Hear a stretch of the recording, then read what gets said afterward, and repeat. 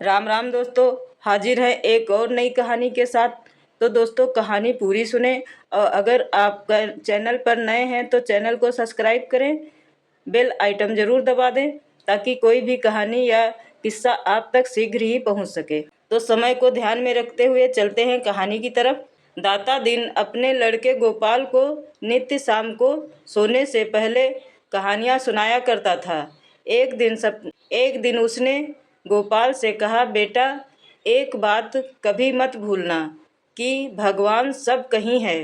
गोपाल ने इधर उधर देखा, पूछा, पिताजी भगवान सब कहीं हैं, वह मुझे तो कहीं दिखते नहीं।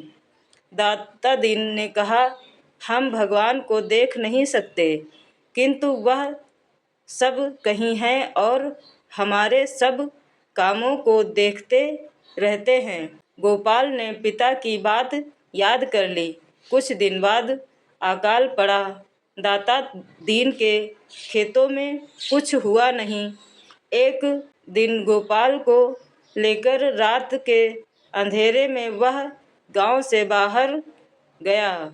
वह दूसरे किसान के खेत में से चोरी से एक गट्ठा अन्न काट कर घर लाना चाहता था।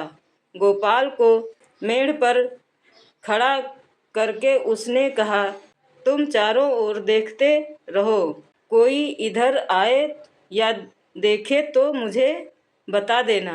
जैसे ही दाता दीन खेत में अन्न काटने बैठा, गोपाल ने कहा, पिताजी रुकिए। दाता दीन ने पूछा, क्यों, कोई देखता है क्या? गोपाल ने कहा, हाँ देखता है।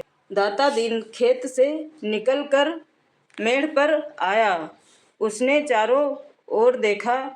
जब कोई कहीं न दिखा तो उसने पुत्र से पूछा, कहाँ कौन देखता है? गोपाल, आपने ही तो कहा था कि ईश्वर सब कहीं है और सबके काम देखता है, तब वह आपको खेत काटते क्या नहीं देखेगा? दाता दीन पुत्र की बात सुनकर लज्जित हो गया। चोरी का विचार छोड़कर वह घर लौट आया। उसके बाद दाता दीन बहुत पछताया और अपने ही सिखाए अच्छे काम को वह भूल गया और बेटे को गलत रास्ते पर ले जाना चाहता था। तभी पुत्र ने उसे याद दिलाया कि पिताजी यह गलत है, यह हमें नहीं करना चाहिए। जब भगवान सब कहीं है, सब कुछ देख रहे हैं, तो हम उससे क्या ही छुपाएंगे।